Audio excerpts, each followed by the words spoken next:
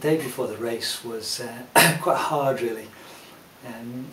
One of the things about this race is that it starts at 1 in the morning, so I knew I was going to be struggling with sleep. So Thursday night I tried to go to sleep early, or no, I went to bed about 12. I bought some earphones and an iPad, an iThing to try and help me sleep, but I still woke at 5:30. I dozed on and off till about 9, got up at 9, spent the day just getting myself organised and making sure I had all the equipment I needed. In the afternoon I went for a little walk down to Morrison's and back, and then went to bed about 3:30 to try and get a little bit of a sleep, which I did for about an hour or so, dozed anyway. And then we got up, had some food. Stevie and Donald came round and we chatted about the race and our plans ahead and what we were going to do. And I just felt more and more nervous and just ready to actually get going and to make our way over to Mulgai for the start of the race.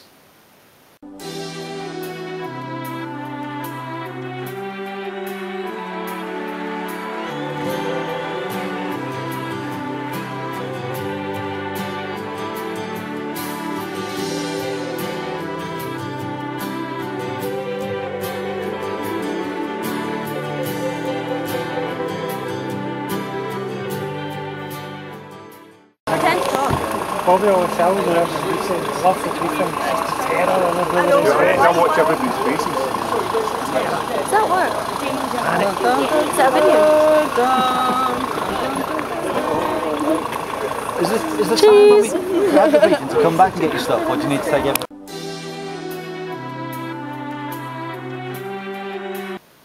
Once we got to Mulgai, it was a great scene. Loads of the car park was full. It's about 11:30 by the time we got there and parked, and met up with a number of friends that I'd run with on training runs.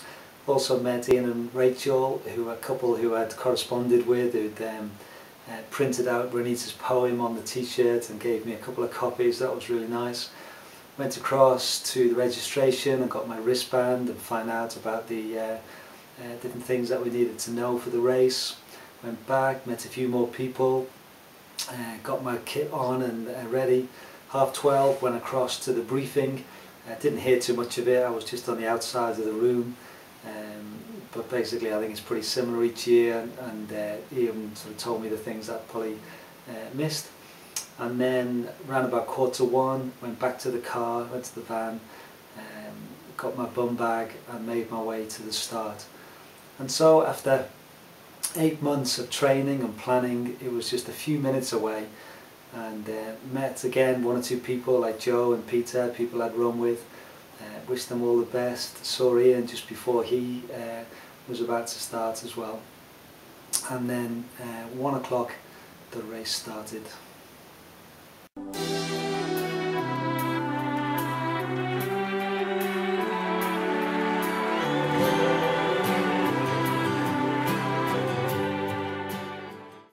Well, we're standing at the start, we're about half an hour away from the start of the race, and I think this is a bit where everybody always feels a bit terrified, particularly looking around, those that haven't done it before. It's a terrifying half hour, just wondering what's ahead. I'm really quite excited this year, looking forward to it. Feel hopefully quite good, sleeping's gone alright, but the weather this year is going to be the big unknown. I don't think it's going to be too hot, we're going to get probably heavy rain at stages, and that'll be just the big unknown, and who knows what will happen. So I guess I just want to wish everybody all the best to John. He's trained very hard, I'm sure he'll do well. Hopefully 30 seconds behind me. We'll see. Anyway, best of luck to everybody.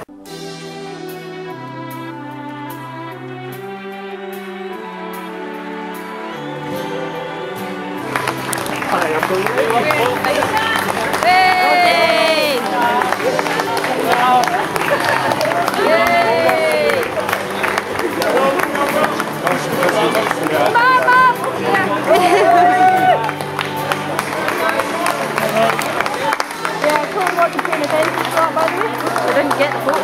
Are we shouting? No, I was shouting.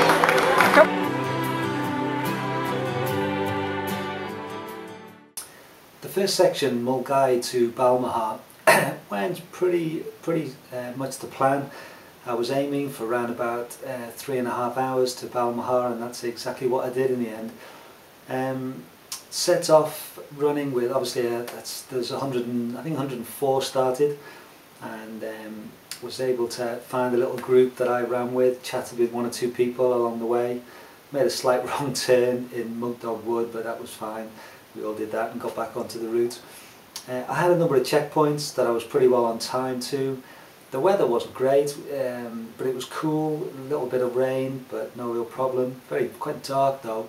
We did the training run 3 weeks before, and I think this was darker.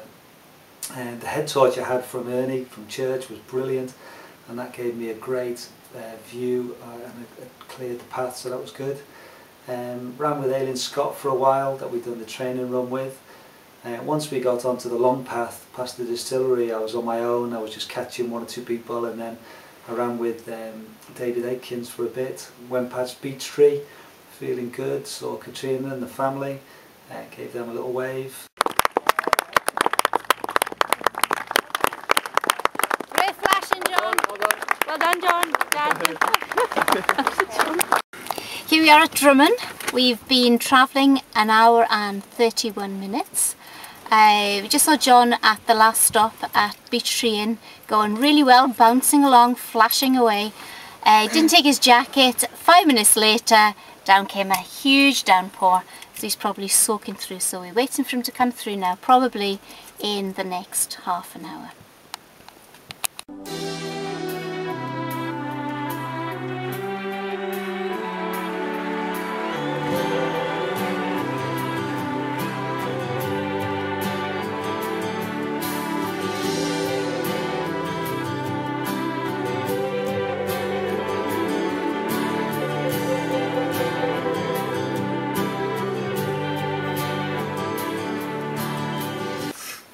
Hello, we're at Balmaha right now. We lost Renita earlier, but she has been found again. Woo!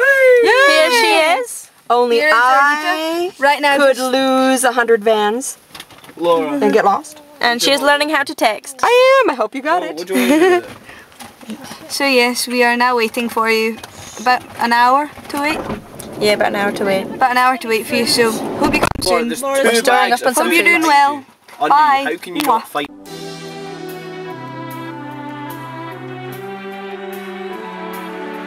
Go. Well, I stuck my head in a little skunk's hole, and the little skunk said, well, bless my soul, take it out, take it out, take it out, take it out, remove it. Well, I didn't take it out, and the little skunk said, if you don't take it out, you wish you were dead. Take it out, take it out, take it out, take it out, remove it. Shh, I removed it. Too late.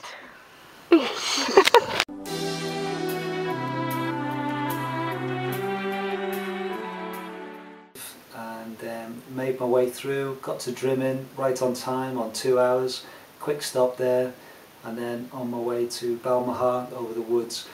And that was the first bit really that was a bit more difficult, because there's a bit where you turn left and then immediately right into the forest, and there was a car there saying it was a diversion. They said go straight down and turn right. So I started running down the hill, and I'm not quite sure what was going on really. Met a car coming up, and the passenger leaned out and said, have you been told to come this way? And I said yes, and then he drove on, so I thought, oh, is this right? And just then another runner, a guy called Colin, was on his way up the hill, and he'd gone past the turn off and had to run back up. But there was a turn off to the right, big diversion sign, so the pair of us ran together and chatted for a while. I felt really sorry for Colin, because he must have run a good 10 minutes, if not more, up and down the hill, which you don't need in the first 3 hours of a 95-mile race. Anyway, we ran together through the wood, got back onto the proper path, up over Connick Hill. The mist was really low and it was pretty miserable then. Colin was a little bit quicker on the downhill, but I was quicker on the uphill over Connick. And I saw a runner ahead and really surprised to see Ian. He said he wasn't going too well, the diversion annoyed him a bit. But anyway, we sort of ran into Balmaha together, and arriving in about 3.5 hours. There's not an official checkpoint at Balmaha, but obviously the support team are there, So I took my top off, that was pretty wet, put a sleeveless top on, had a quick rub down, got some more food and drink on board, and then set off pretty quickly, only stopped for 2 or 3 minutes. But immediately setting off, my left knee was really starting to be sore, and I was limping for a bit. As soon as I got going, it was fine. But I realised from that point onwards, I'd have to be really careful, because I wasn't going to manage to be able to run unless, or stop too long, because it would seize up. The thing that I was concerned about, my shin, was absolutely fine. It hurt for the first 20 minutes, it hurt after about 20 minutes, but then after an hour or so I never felt it, and I ran the whole race without feeling my shin at all.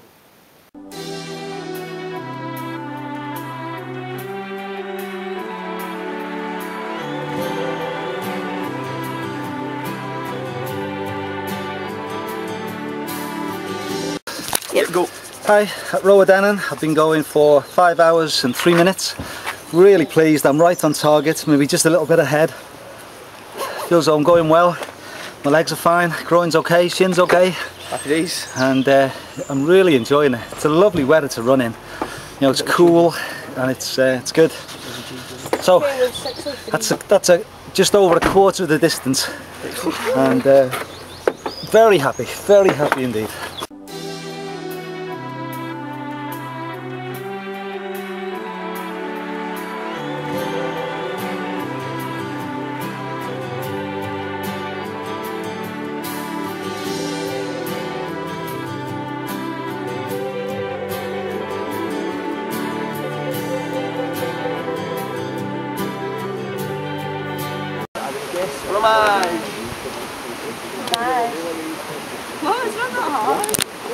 Something. Oh, it's on record. Oh, for flip's sake. Yo. How desperate.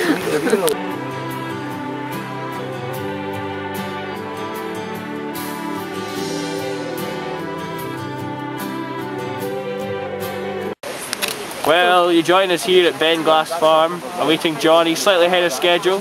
He's running well. It's about 40 miles into the race now. We've all been well fed and watered after our McDonald's experience.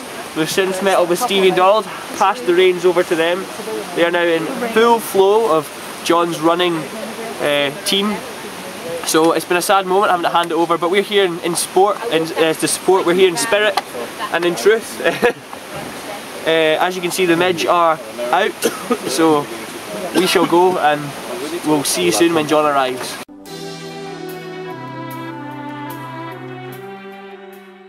Video mode. There we are. Go on, John, run! Run! Woo!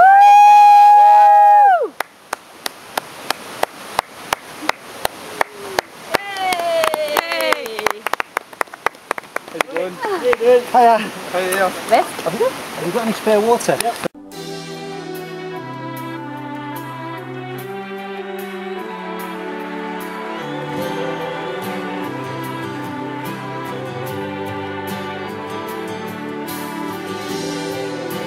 Maybe get a couple of plasters for the next stop as well, just to replace these. 2 plasters. How are you feeling? You're quite... Well, are you fluids? You're running well. Oh, I'm just really enjoying it. That doesn't match your shorts. Oh, that's alright. I'm sure it doesn't really matter at this moment in time. Oh my word, that don't match. Is it getting hot? Please. I don't match. It's fine. I'll give you more water at the next stoplight, $1. Sorry? Give you water at $1. I haven't got any water. I'll give you. Bye! Bye! Run faster. Run slower. 9:16 that was. I think I swallowed another midgie. Right, let's go. Section is from Benglass to Bridge of Orkney, and that was a pretty solid section. I set off from Benglass Farm. It was so good having seen everybody and seen the guys from the club as well that had come up to watch, and continued to run with Mark, and we walked and we ran into Derry Darragh, which is about sort of 3 miles away. Spent some of the time thinking about wonder where Ian was, but we sort of carried on. Mark stopped a little bit longer at Derry Darragh. I just literally grabbed some stuff. Donald gave me something to eat, and then Stevie walked with me for a little bit out of Derry Darragh. And then there's a long section there where you go sort of up undulating road, that's a bit hard, into Crianlarich Forest. By then Mark had caught up and we ran this whole section together. And through the forest above Crianlarich, it's a nice section, but there's some very steep uphills and downhills. Can't quite sure when the last downhill is down to the road, but eventually we got down, crossed over the road, past St Fillian's and then into up to Tyr. Mark, as we arrived, Mark said he was going to spend longer here, whereas I was trying to keep moving really because my knee was, I knew it was going to get sore if I stopped too long. So that was the last I saw of Mark for a good while. I carried on, went through Tindrum, met up with a guy called Tim who first thing he said to me was, oh, I know you really well from your blog. Also said that he'd run the Sahara Marathon last year, which is a 5-day 150-mile trek, and he reckons this was harder. Went through Tindrum, and literally once I stepped over the line at Tindrum, which is the end of the fling, I realised that this was going to be new territory now, and everything from now on was going to be extra miles that I'd never done in one go before. And came out of Tindrum, saw the guys from the club that were there to cheer. Tim ran up the hill and I just let him go and he soon disappeared. And that was my toughest part, I think. For the next 45 minutes I found it really hard, just toiling away up the hill, knowing that Ian was probably going to catch me, which he did after about 45 minutes or so. He came past me running really strongly and very quickly got 20, 30, 40 yards ahead. And I remember thinking, is that it? You going to let him go? And I had some grapes a few minutes before. I don't know whether they kicked in or whether it was pride or whatever, but I suddenly got running again. Caught up with Ian, ran together for a little bit, and then he looked as though he'd worked really hard to catch me, so he stopped to walk. I carried on running, got ahead of him. I stopped to walk, he caught up with me. I went ahead again, and it was like this for a while. And because we were sort of pushing each other, suddenly Tim and another runner came into view again, with about a mile or two short of Bridge of Orchy, and I just kept running. Caught up Tim, caught up this other runner, ran into Bridge of Orchy feeling really, really strong. Donald was there at the train station to meet me with some pasta, but I said, no, I want to run down, and I pushed it right down into Bridge of Orchy, feeling good. I didn't stop long at Bridge of Orchy, but tried to keep moving. Again, Stevie came with me and walked for about half a mile or so, gave me some yogurt, some more pasta and a yogurt to eat, and then he went back down. And we'd arranged that I'd see them at Inveroran Hotel in a couple of miles' time to see how I felt, whether I wanted someone to run with me over the Rannoch Moor. Initially I thought it'd be fine, but I must admit I was finding it hard going over the top, and then even worse coming down. And I think those 2 miles from Bridge of Orchy into Inveroran Hotel took me over 50 minutes for a couple of miles, which is really poor. Stevie came back up to meet me and said, Donald's going to run with you. Initially I tried again to dissuade him. I thought, no, I'll be fine. But as soon as I got down, Donald was there ready, and I thought, yeah, let's do it. And I'm so glad I did, because over Rannoch Moor, Donald was great. He kept me going, encouraged me to keep running. At that point, as we were going over Rannoch Moor, we saw Ian behind us, going at a nice steady pace, running up the hill and slowly catching us. And he got to within about 20 yards of us, and Donald says, come on, let's make it hard for him. I know he's going to pass us, but let's make it hard. And so the next downhill, Donald said, come on, let's just jog. So we started running. And it was funny because as soon as I started running, the distance between us separated. Then I'd stop and walk a little bit, and then Ian would gradually catch again, and then I would run again, and the distance would lengthen. So basically we worked out that Ian had a really good steady pace that he was running the whole time, and I had 2 paces, one where I was walking and so he'd catch me, the other one where I was running and I would get ahead. But the overall effect was that I stayed ahead of him right into King's House, and probably arrived into King's House just a few minutes ahead of Ian. Again, very quick stop, just enough to grab my drink and then set off walking. At that point Stevie was going to come with me, So he grabbed all the rest of the stuff that I'd need and caught me up after about 5 or 10 minutes. And at this point I realised that I wasn't going to be able to run a lot more. My thighs were just so sore, my quads, they were just really screaming out. I knew I had 2 long downhills to go into Kinlochleven and into Fort William, and every one was going to be really painful. And so I was trying to work out my time. I reckon I was over an hour ahead of my sub 23 schedule at Kinlochleven, at King's House.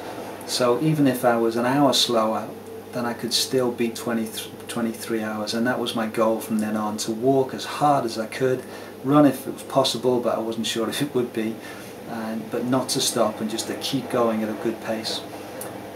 Ian and George passed us just before we got to the bottom of Devil's Staircase, again still going well, and that was the last I saw of Ian, who finished in a personal best time, which was absolutely superb. We started our way up Devil's Staircase, or the climb leading up to the Devil's Staircase, and initially I was gonna lead, but I knew I was struggling, so I asked Stevie to take over, which he did. We could see Ian and George disappearing up the path, and but we just tried to keep going as best we could.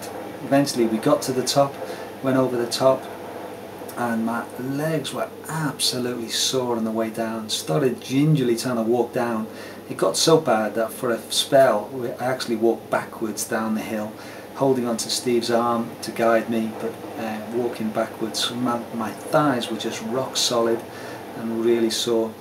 A little bit later on they eased off a bit, and I was able to at least walk down into Kinlochleven without going backwards again, but it was really tough. 1 or 2 runners went past us, going well, and I realised that I was starting to lose places, but I didn't mind because I was still on target for my sub 23. Got into Kinlochleven after 18 hours, 18 minutes of running, so that was almost 20 past 7 in the evening, and it was good to see Donald there waiting for us, ready for the final 15 miles.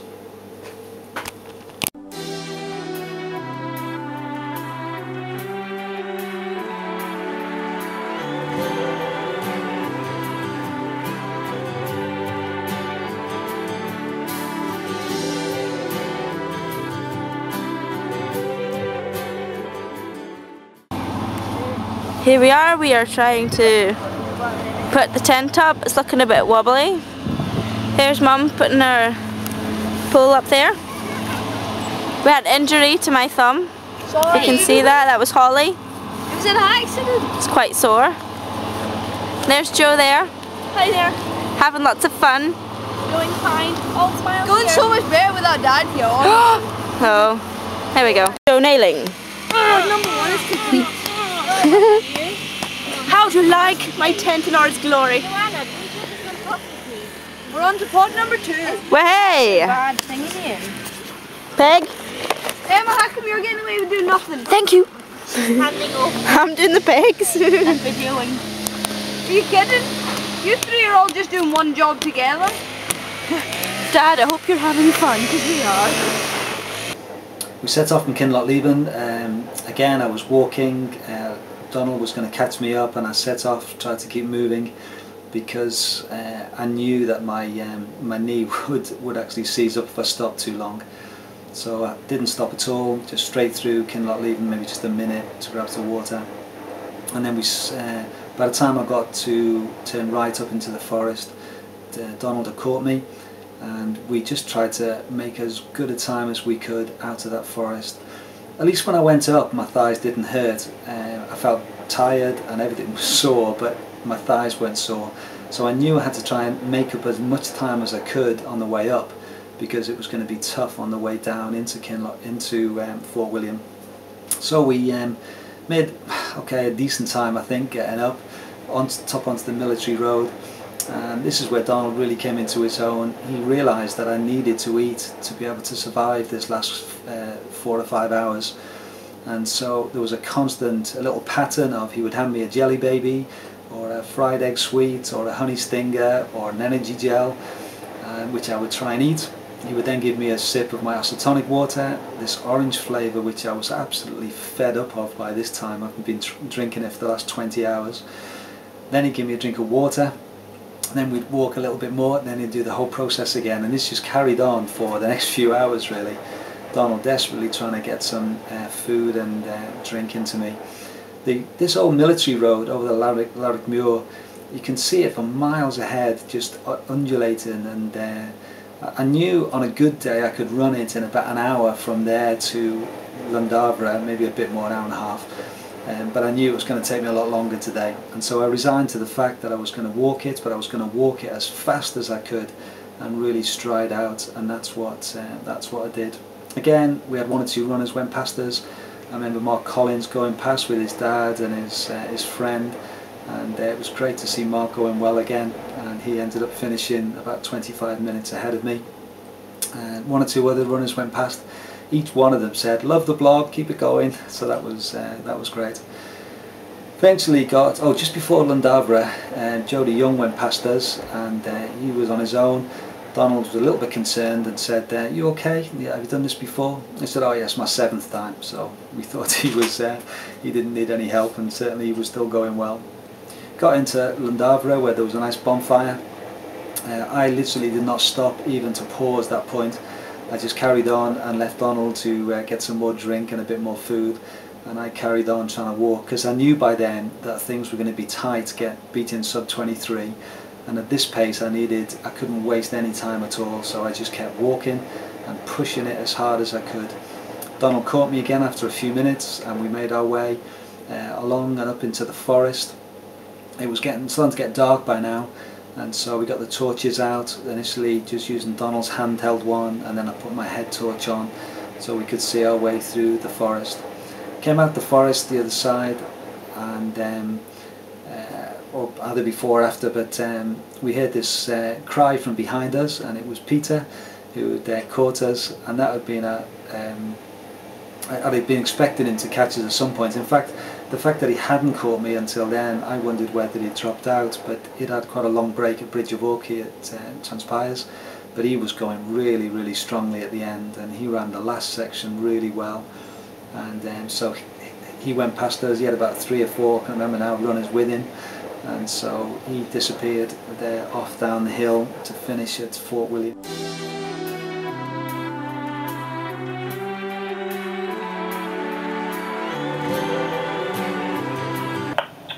It's now 20 to 7. We've just had our dinner, and we went and had a real slapper fancy meal at Morrison's. I had a veggie burger, and the other 3 had lasagna, and then we had a flake cornetto pudding.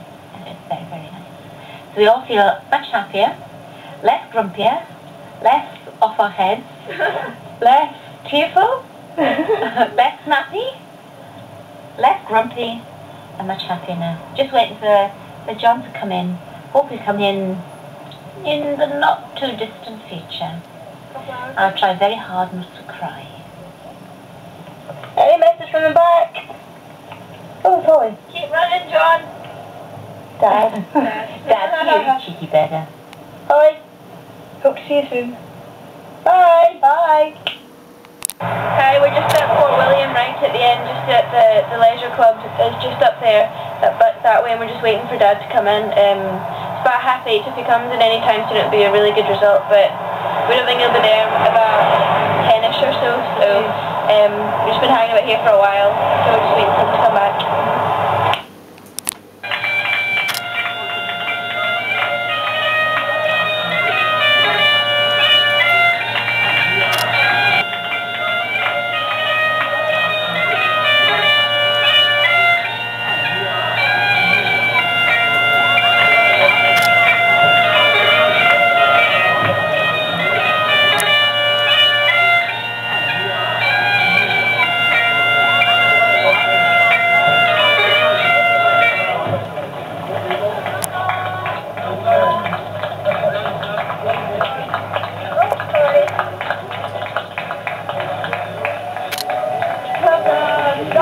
The last little section down into Fort William I knew was going to be tough on my quads, and I'd said to Donald a couple of times, I don't know how I'm going to make it down there, but we knew time wise I had to really keep going to be able to beat the sub 23.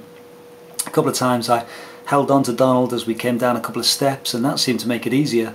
So once we got onto the long downhill, onto the path through the forest, I just sort of leant on Donald a few times, and that helped me to get just to keep moving. Stevie came running up, and so the three of us for the last 40 minutes or so just walked as fast as we could down into the down to Braveheart car park, where Katrina and the girls were waiting for us. And that last bit was great actually, because we joked and we laughed and we encouraged one another. The end was in sight, and finally we saw the car, and we saw Katrina stop for a quick photograph at the bottom, knowing it was just a couple of miles to go. And then we set off onto the road, and finally saw the signpost which shows the end of the West Highland Way, and then it was just a little 400 yards after that, and then got to the leisure centre, went in, gave my number in, said I'd finished, number 93 was done, and had a look at the sheet and saw how other people had gone on, saw that Ian had broken his personal best and he'd be really happy, and others. Then for the first time in over 24 hours I sat down, and I couldn't reach down to get my socks off, so bless him, Steve and Donald helped me to take my socks off. Then went in for a shower, came back out, and there was a physio laid on. So this girl gave me a really good physio on my thighs, and I was able just to at least try and get some of the pain out, but it was sore. And as I lay on that table just thinking about it, I was almost falling asleep, and I would have if the pain on my thighs wouldn't have stopped me. But it was just such a sense of accomplishment, having broken 23 hours and finishing in a time of 22 hours 45.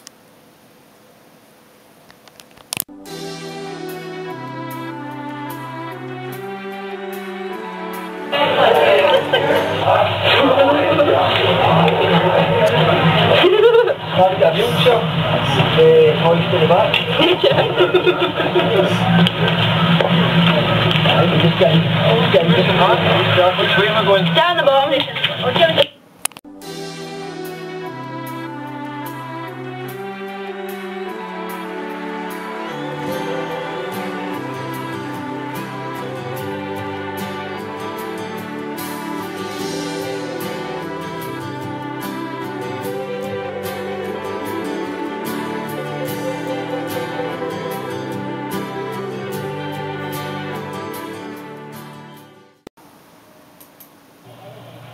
It's now Sunday morning at 10:45, so it's exactly 12 hours from when I finished my race. Finished in 22 hours 45, came 26th, and really pleased. It was a great day. I loved it. It was such a challenge, but really hard work.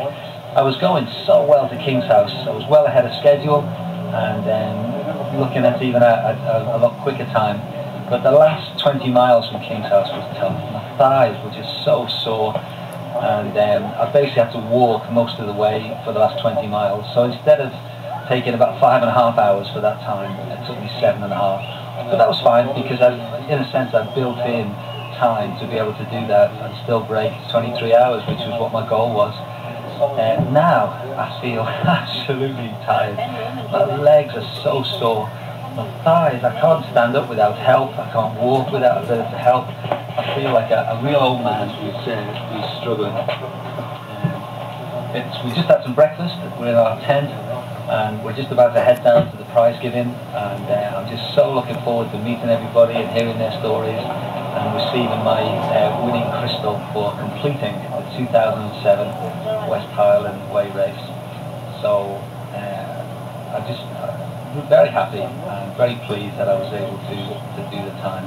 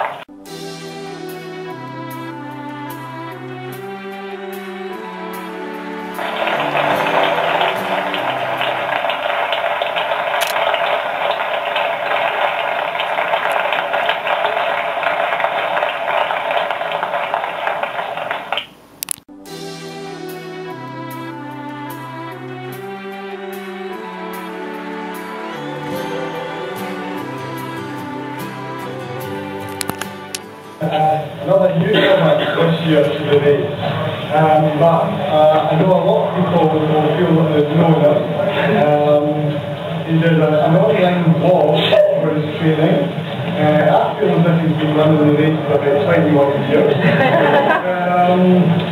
Very, very popular man. He's made great friends with a lot of the training runs, and he's always been quick to answer questions from folks and ask questions from experienced runners, offer good advice. John Kynaston.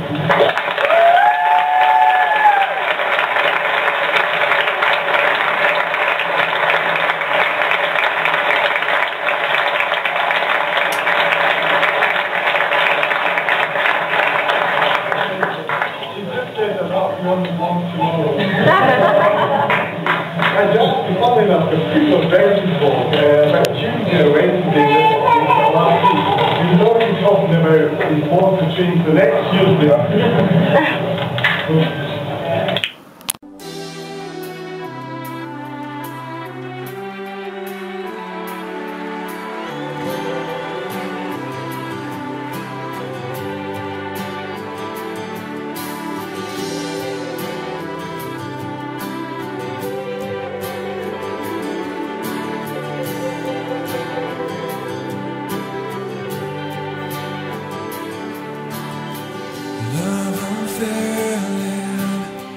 Overtaking my heart,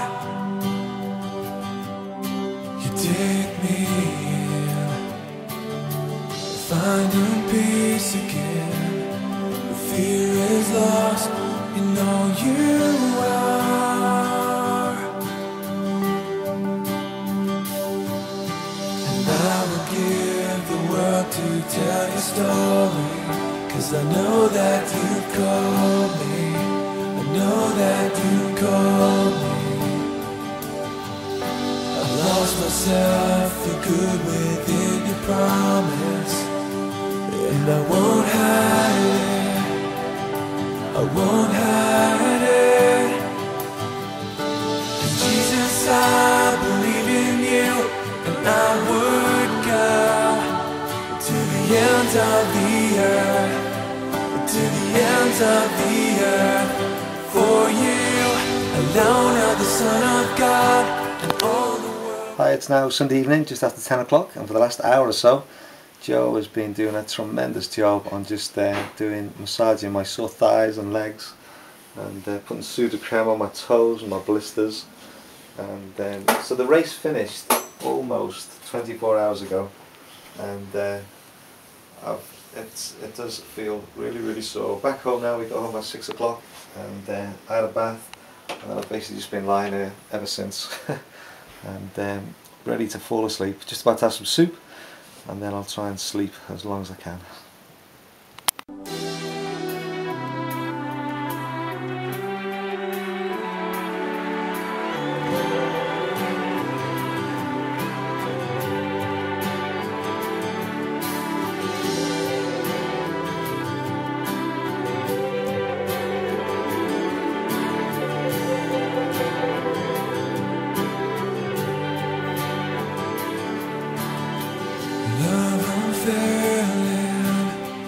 Overtaking my heart, you take me in, finding peace again. The fear is lost, you know you are, and I would give the world to tell your story, 'cause I know that you've called.